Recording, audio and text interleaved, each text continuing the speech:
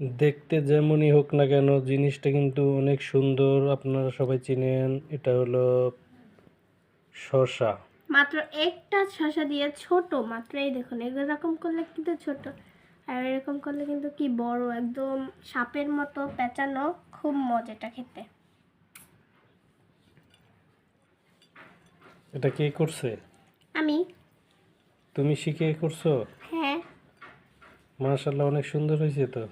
একটা আস্ত শসা দিয়ে কিভাবে দেখুন, এই যে পেঁচের সিঁড়ির মতো করছে, একটু জাগাইয়ে দেখো তো, উঠিয়ে দেখো। পিস বাই পিস কিন্তু আপনারা এভাবে করে নিতে পারবেন, পরিবেশনও করতে পারবেন।